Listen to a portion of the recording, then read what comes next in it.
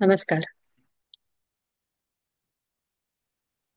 उद्गारच्या अखंड भारत या चॅनलवर मी आसावरी पाटणकर आपले स्वागत करते. आज जो विषय आपण घेणार आहोत त्या विषयाची सुरुवात करताना मी स्वागत करते असं म्हणणं खरं तर संयुक्तिक अजिबातच नाहीये. काल पहलगाम इथे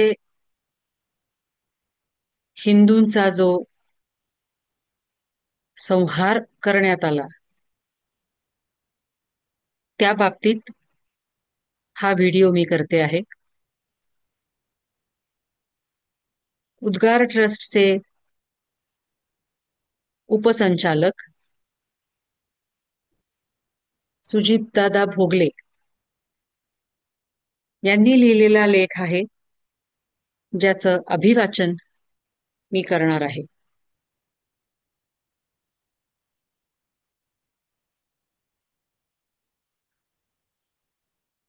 सुजितदादा लिहितात, काल पहलगाम इथे हिंदूंवर हल्ला करून त्यांचा जीव घेणाऱ्या समस्त दहशतवाद्यांचा मी ऋणी आहे.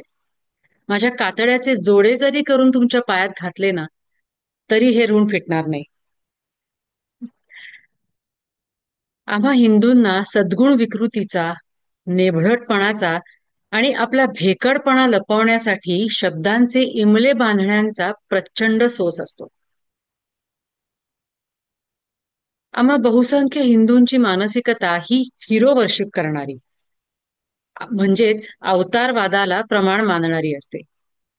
आम्हाला आमच्या जीवनविषयक, समाजविषयक आणि राष्ट्रविषयक समस्त जबाबदाऱ्यांचे ओझे एखाद्या विभूतीच्या खांद्यावर टाकून त्याचे गुणगान करण्याची अत्यंत वाईट खोड आहे.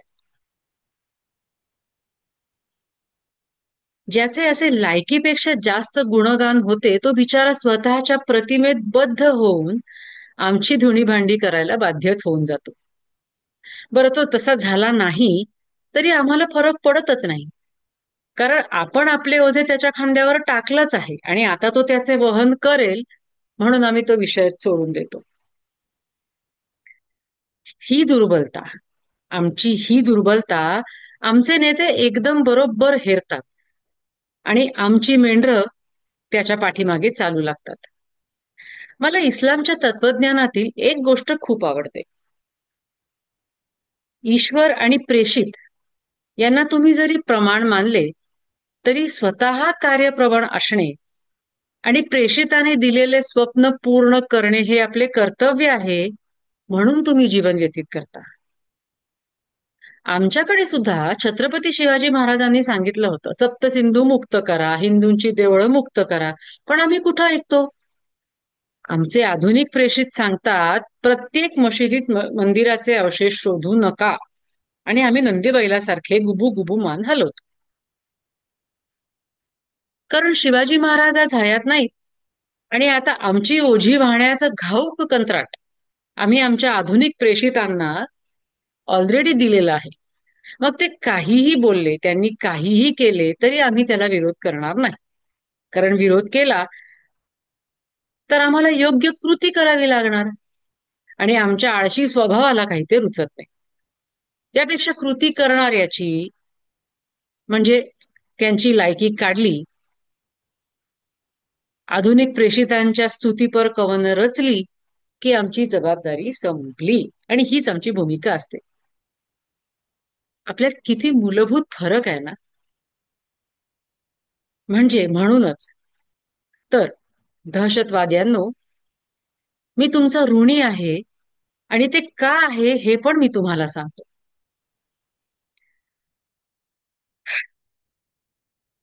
आमच्या या सद्गुण विकृतीग्रस्त नेते मंडळींना सत्ता मिळाली की सर्वसमावेशक होण्याचे भिकेचे डोहाळे त्यांना लागतात. डोहाळे यांना लागतात आणि ते पुरवण्यासाठी काहीशे हिंदूंच्या रक्ताची होळी खेळली जाते. समस्त भारतातील हिंदू हितैषी राजकीय नेत्यांना पाण्याच्या ऐवजी शंखपुष्पीचा रस पाजणे अनिवार्य करणारा कायदा होणं आता खरंच आवश्यक आहे. आमच्या नेत्यांच्या विस्मृतीचे मी तीनच किस्से इथे सांगतो. म्हणजे आम्ही किती बावळट नेत्यांना डोक्यावर घेऊन नाचतो आहोत हे तुमच्या लक्षात येईलच. उदाहरण पहिले. अखंड भारत या राष्ट्राचे विभाजन करून भारत, पूर्व आणि पश्चिम पाकिस्तान असे दोन देश जन्माला घातले गेले. राष्ट्र आणि देश या दोन शब्दांच्या विवेचनातच खूप काही सामावलंय. परंतु तुम्हाला तितकी अक्कल नाही आणि माझे वाचक तितका मोठा लेख वाचणार नाहीत, म्हणून हा विषय तुर्तास सोडून देऊ. तर या विभाजनाचा पाया हिंदू आणि मुसलमान या दोन वेगळ्या संस्कृती आहेत, दोन वेगळे धर्म आहेत आणि आम्ही एकत्र राहूच शकत नाही, हा विचार होता. आता जर जर या विचारावर हे विभाजन झाले आहे, तर 1947 पासून 2025 पर्यंत लोकसंख्येचे संपूर्ण हस्तांतरण हा मुद्दा त्यावेळी सावरकर आणि काही काळ आंबेडकरांनीही लावून धरला होता. पण त्यावर त्याच्यानंतर कोणीच बोलत नाहीये. 1947 पासून 2025 इतकी वर्ष झाली. हिंदू आणि मुसलमान एकत्र राहूच शकत नाहीत असं जर आहे, तर आजपर्यंत लोकसंख्येचे संपूर्ण हस्तांतरण का झाले नाही? त्यावेळी सुद्धा सावरकर आणि काही काळ आंबेडकर ह्या दोघांनीही हा मुद्दा लावून धरला होता. पण नंतर त्यावर कुणीच काही बोलतच नाहीये आणि त्यावर विचार सुद्धा करत नाहीये. हे किती हास्यास्पद आहे. उदाहरण दुसरे. ज्या मुसलमानांनी भांडून राष्ट्राचे तुकडे करून आपल्याला हवा तो तुकडा मिळवला, त्या मुसलमानांमधील काही नागरिक आपल्याच देशात राहिले आहेत. तर ते सुद्धा भविष्यात हे भांडण काढू शकतात. हा विचार संविधान लिहिणाऱ्या विद्वानांच्या मेंदूत का बरं घुसला नसेल?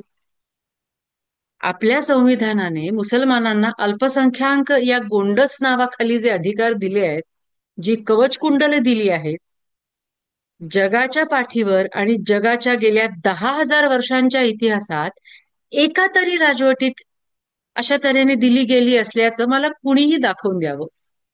मी त्याचे चरणामृत प्राशन करायला तयार आहे. संविधानाने मुसलमानांना असे अधिकार प्रदान केले आहेत की आज भारताचा मुसलमान औरंगजेब या क्रूर मुस्लिम राज्यकर्त्याच्या काळात जसा छाती बाहेर काढून चालत असेल, तसाच आजही चालू शकतो.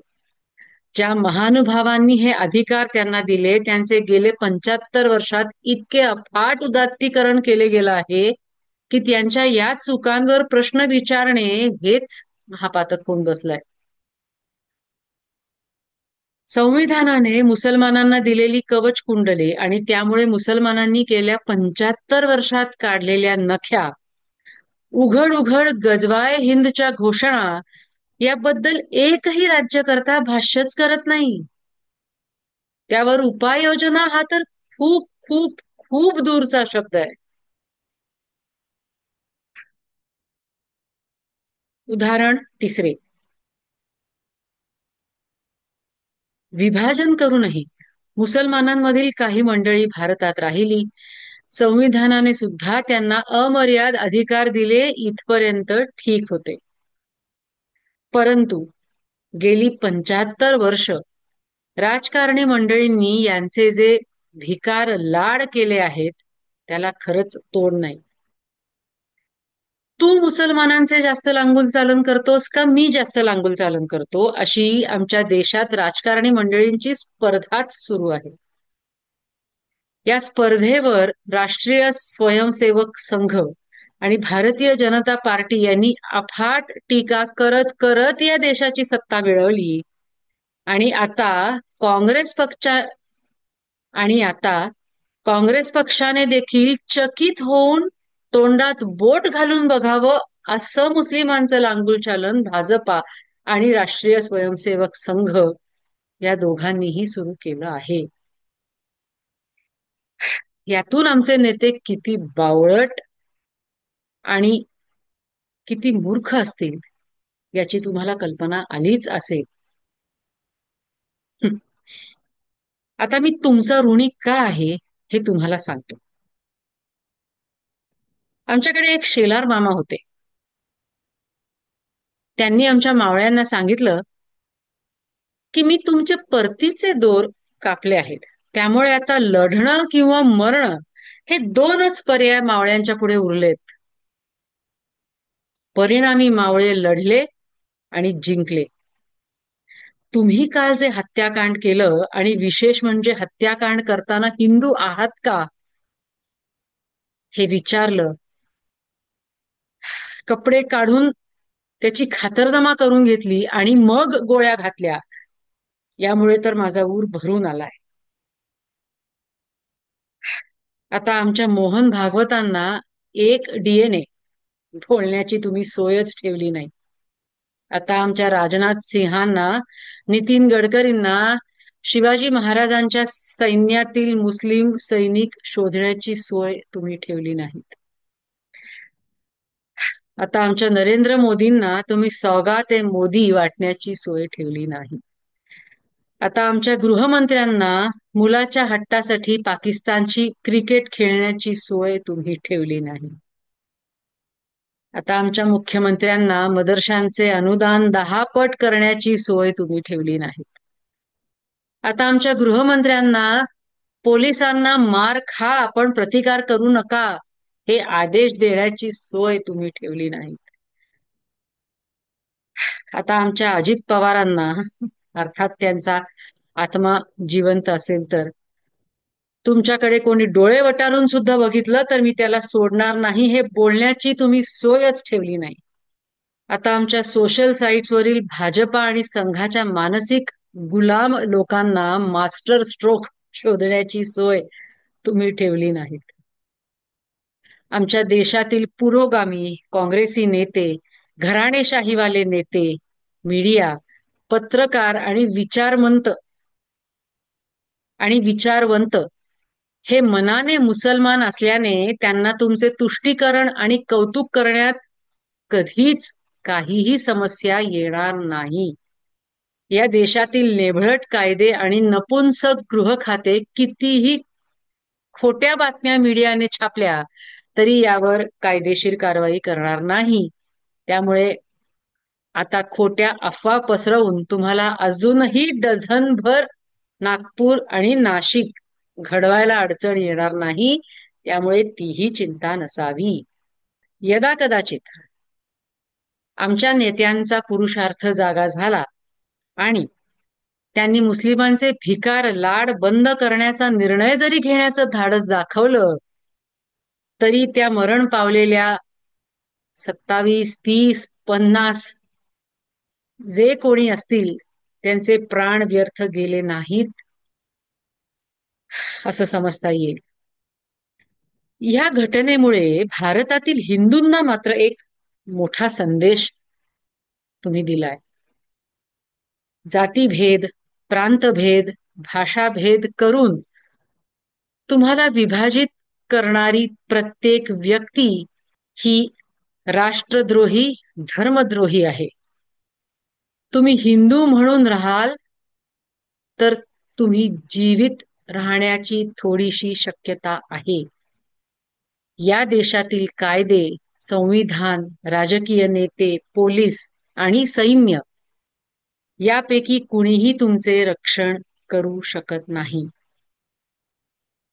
26 जानेवारीची परेड हा व्हीएफएक्स इफेक्ट आहे. त्याचा आपल्या रक्षणासाठी शून्य उपयोग आहे. म्यानमार या छोट्या देशातील बौद्ध नागरिकांना समजतं की 100% सामाजिक बहिष्कार हे शस्त्र अजेय आहे आणि हे तुम्ही वैयक्तिक पातळीवर वापरू शकता. याचा वापर केला तरी आपण कुठेतरी दडपण निर्माण करू शकतो. पण माझ्या हिंदू बांधवांना समजेल तो दिवस सुदिन असेल. परंतु तोवर मी खरंच ऋणी आहे तुमचा. माझ्या धर्म बांधवांच्या रुधिराने या देशातील 100 कोटी हिंदूंच्या हृदयातील सर्व धर्म समभाव नावाची विकृती जर वाहून गेली, तर त्या अभाग्यांचे आत्मबलिदान व्यर्थ गेले नाही असेच म्हणता येईल. संहिता लेखन सुजित भोगले. प्रस्तुत करती आसावरी पाटणकर. नमस्कार.